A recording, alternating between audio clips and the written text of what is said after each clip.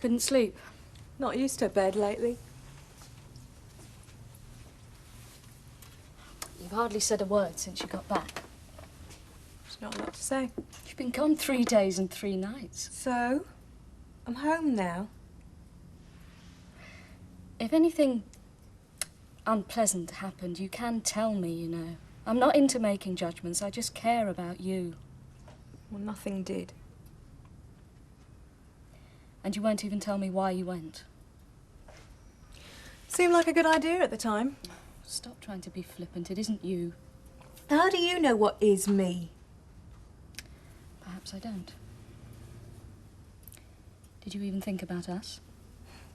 About Mum and Dad? Not really.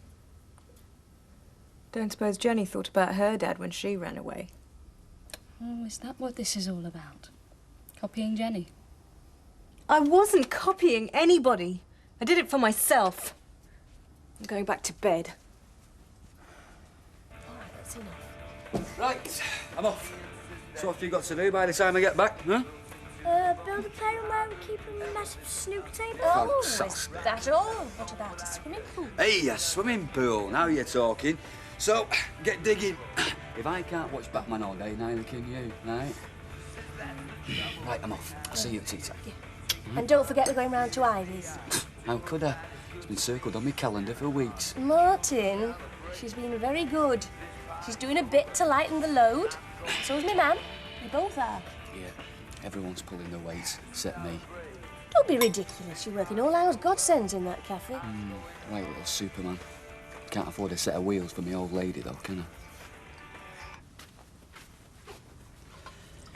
I? You should have stayed in bed, love. I was going to bring you a cup of tea upstairs. I can't sleep. I'm better off up and about, keeping busy. Oh, come on. You'll be all right, I promise you. How can you be so sure? Well, because Andy's a twin. And they say twins sense things. Trouble with your mum is she's got too vivid an imagination. Well, go on. Tell her he's not lying in some ditch somewhere. No, of course he isn't. Well, you better flipping hadn't be. There'll be dozens of other people there, love. You'll not miss me. I will, but if you don't want to see me. Now, that is not it, and you know it. I'd be bursting with pride as you walk down that aisle. I'd be nudging people in the ribs and saying, you see that ravishing bridesmaid there? That's my daughter. Well, what's stopping you coming then? If I went, I would have to pretend to people that there's nothing wrong between me and your dad. And I just can't do that, lovey. Not even for you. Well, why would you have to? Because he hasn't told Susan and Peter that we've split up. Why not? I'm afraid you'll have to ask him that, love. Coffee? Toast? Anything? No, I had breakfast at the hotel. How is she? Has she said anything more? Nothing. And every time I ask her, she just clams up. We can't just let it go at that, Felicity. We have to know what happened. Well, you know, whatever it was, I'm sure it wasn't anything terrible. She's spoken to you? Well, no, but I know what it's like, you know. I mean, it was an adventure, wasn't it? An adventure that went wrong. She probably just feels a bit embarrassed. I mean, it's no wonder that she doesn't want to talk about it. Jenny, my daughter is 15 years old. If that boy did anything to her, her mother and I have a right to know. Oh, Lord. The McDonald's. We should have let them know that she's back. It's all right. I'll do it. I want to have another word with the father before we leave.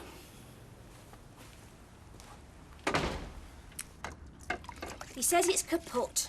Just fit for scrap. Well, you need transport, love, especially with a new baby and all the paraphernalia you have to lug You around. think I don't know that?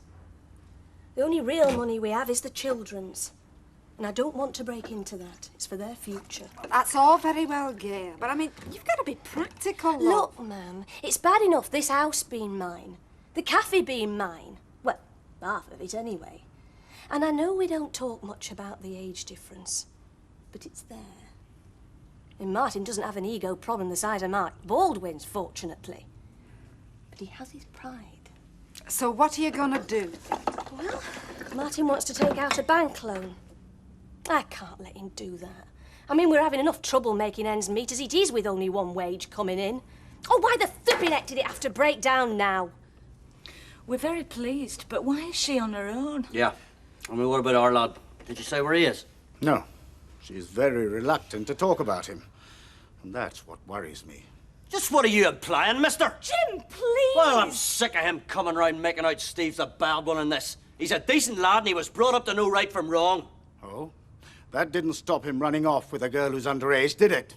Not to mention a motorbike, which didn't belong to him and which he wasn't entitled to ride. That may be your definition of a well-brought-up boy, Mr. MacDonald. It certainly isn't mine. I reckon.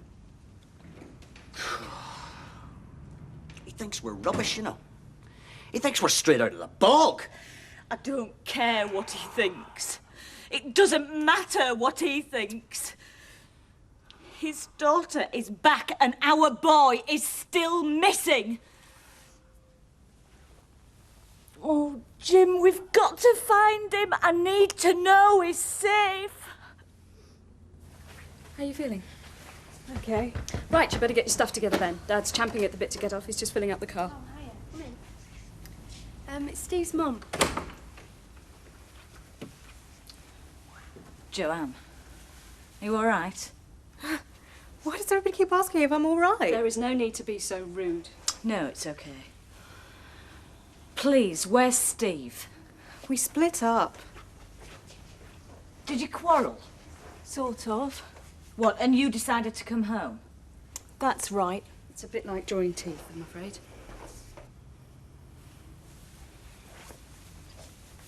Joanne, I'm not angry with you. All I want to know is where I can find him. Please, I have to know. Why won't you tell me where he is? If he wants you to know where he is, he'll tell you himself. Joe, you are being ridiculous. Slick, she's just being loyal. Jenny, this has nothing to do with you.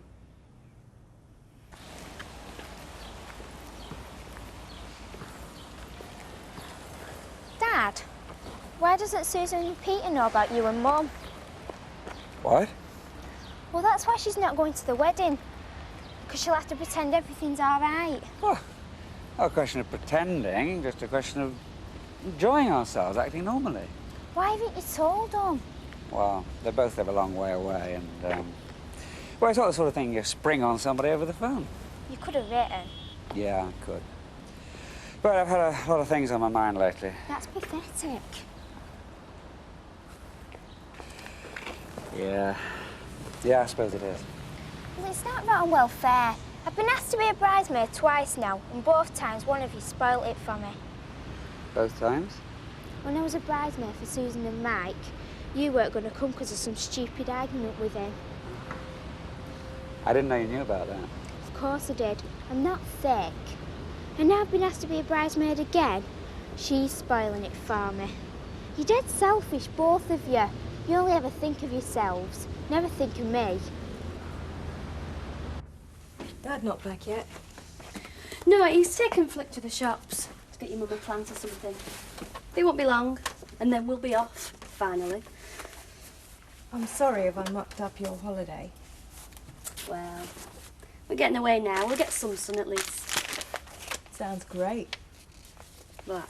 Better than your little trip, you mean? It's not all it's cracked up to be, is it?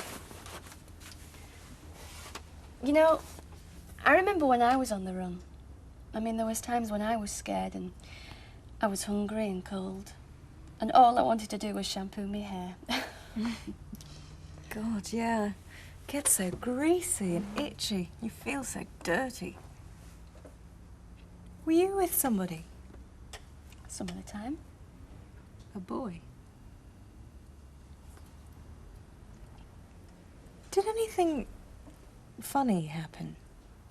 Well, nothing I couldn't handle. No, not really. No, he was an old friend. Why? Did it with you? Oh, not with Steve. Oh, of course he tried it on.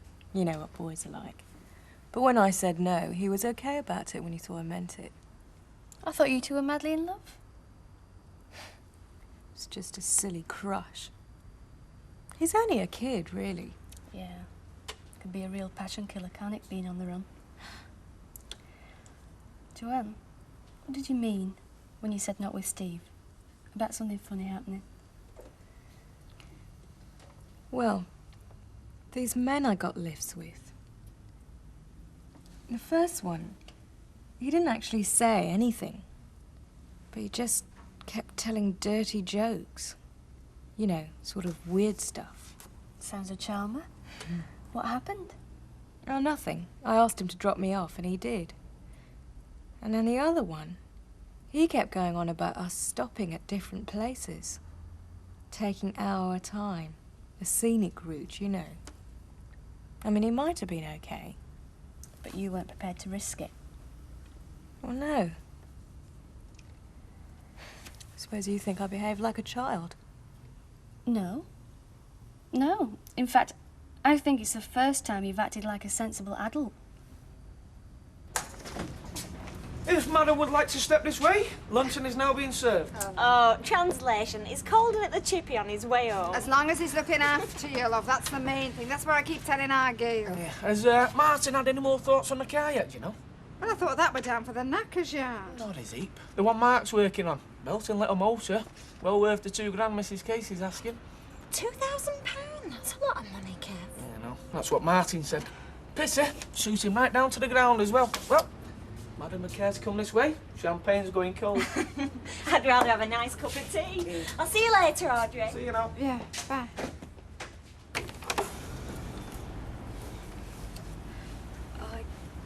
I came to say goodbye. We're going in a few minutes. Oh, well, that's very big of you. Mrs. MacDonald, Joanne, I just want to say one thing to you. One day you'll be a mother yourself, have kids of your own. And then you'll know what you and Steve have put us through. What I am still going through.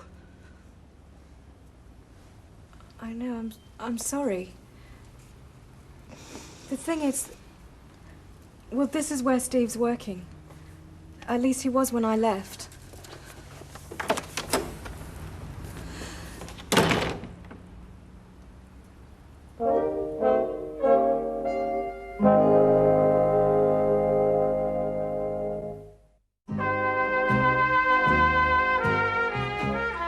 Where's she vanished to now?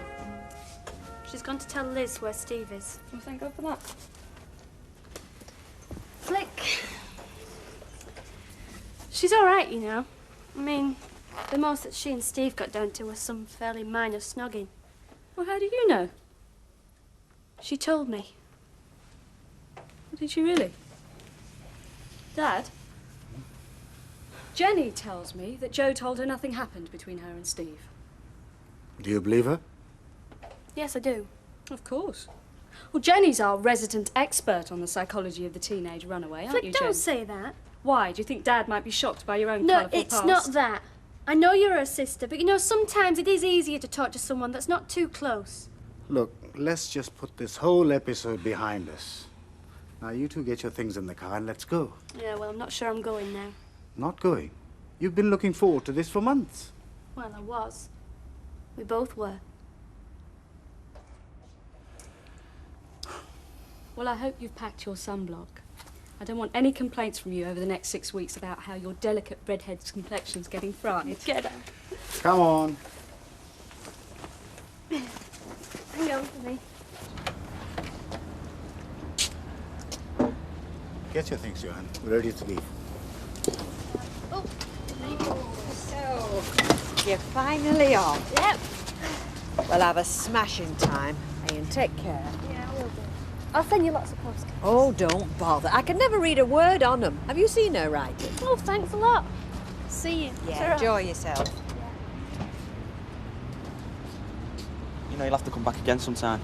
Saying about, what, another 50 years? It wasn't all my fault. Nah, you're nothing but trouble, girl. Goodbye. Good riddance.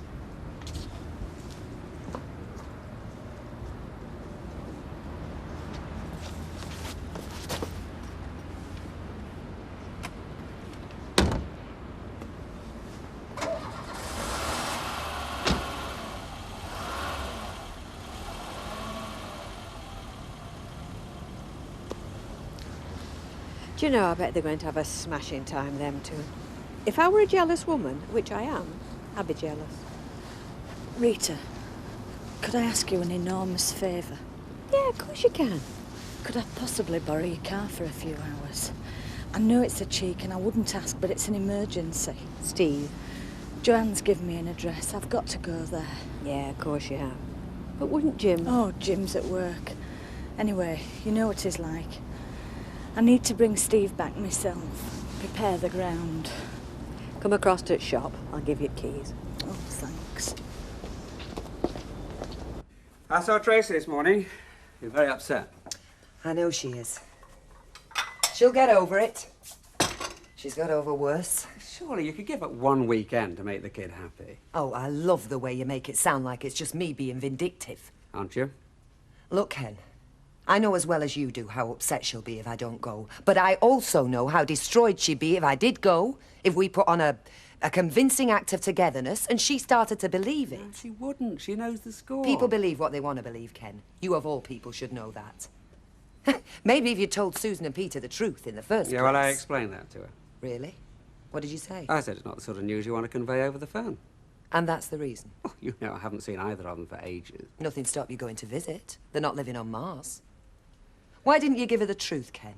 That you bottled out of telling your kids that you dumped me for another woman. You have to keep at it, don't you? Twisting the knife. I never realised you were so vindictive. I'd call it being honest. You want to try it sometime. Do we have to go into all that again? It's history now. You might be able to pretend Wendy Crozier never happened. Unfortunately, my memory's not quite so short. Oh, yeah, you know, I've got to hand it to you. All that infighting you learned in the council hasn't been wasted, has it? Evasiveness, dodging the issue, shifting the blame. How am I shifting the blame, exactly? Look, you don't want to go to this damn wedding, and you're making it look like it's my fault. Well, whose fault is it then? Oh, come on, Deirdre. Wendy's no longer in my life, but that big lout is still in yours. Can't you bear to be separated for 48 hours? If you're talking about Dave... Unless there's somebody else I don't know about. I think you better go. I mean, it can hardly be an intellectual attraction, can it? I doubt he can hold a conversation in words of more than one syllable. Just get out! You'll find anything better to do with your time and read that rubbish. Mm-hmm. Could be out vandalising phone boxes, mugging old women. Hey, I'm on a short fuse as it is. Where's your mum gone? She's gone out. Where? Hey, has there been some news? Yeah, well, sort of. Well, come on then, what is it? She's gone to pick up Steve.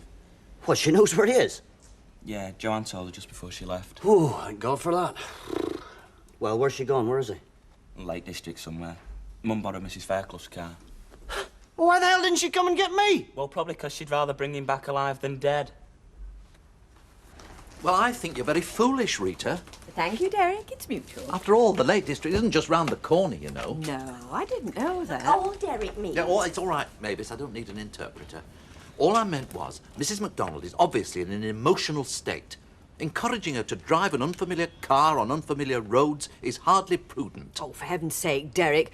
The woman's son's been missing 4 days. You don't think about being prudent. Oh, what about her husband? Why couldn't he have taken her?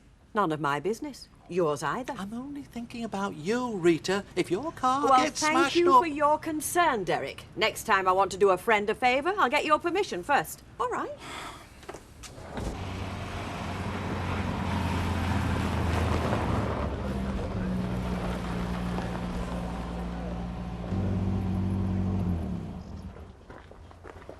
Steve MacDonald only ran off with Flick's kid sister. Get away. What? She's not 16 yet, is she? Hey, but how romantic. Young love. Romeo and Juliet, Kylie and Jason, Phyllis and Percival. You're on a young one. Phyllis, it's no joking matter. I'd be big sick if it was my kids, I'll tell you. Where are they? Do they know then? Well, apparently Joanne came back last night and her dad's taken her home, but Steve MacDonald is still missing. Oh, he's a good-looking little scallywag. I bet he had no trouble talking her into it. I don't know why people always assume it's the lads that to blame. Girls today have got no shames, no morals, you know. Mind you, I blame mothers. Hey, where's Audrey?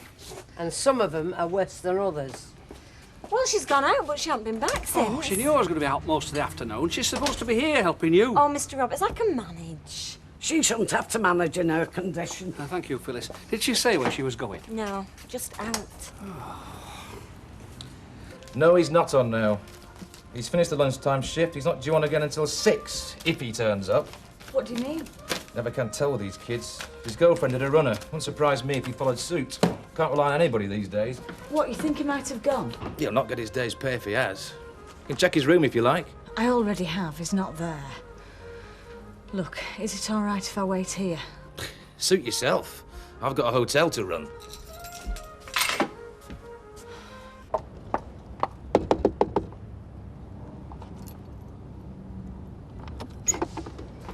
Audrey? I know girls that are coming for their teas. Are they here yet? Well, they've only just arrived. In Manol, come in. No, I've not come visiting. Could you get him to come out here for a minute? Yeah, of course I can. Gail, your mum wants to see you outside. And the little ones and all, either. Oh, and kiddies as well. Mum, something wrong? No, not a thing. In fact, it's 100% working order. What is? That is blue. And it's all yours. Present from your mum. Drive it in good health.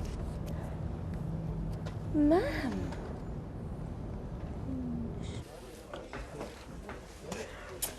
Come on, Curly, out with it. Out with what? Thanks, You know what? You've been leading up to telling me something ever since yesterday. I can tell, you know. I can read your body language. Oh, it's a bad sign that. I'd hate that if a woman said that to me. I shouldn't think you're in much danger, Jacko. You see, before they can read your body language, you've got to have a body.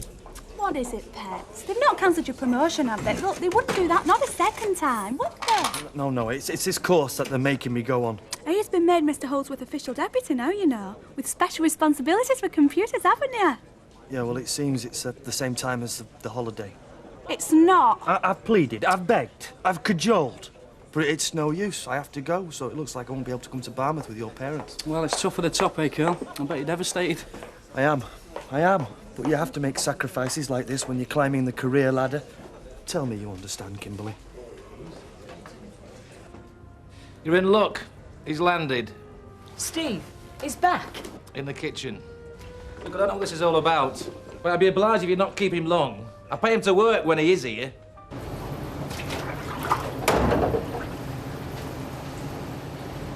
I must say, he never did that at home. What? How did you find me? Joanne told me. Is she all right? She's fine. Dad's taken her home. Oh.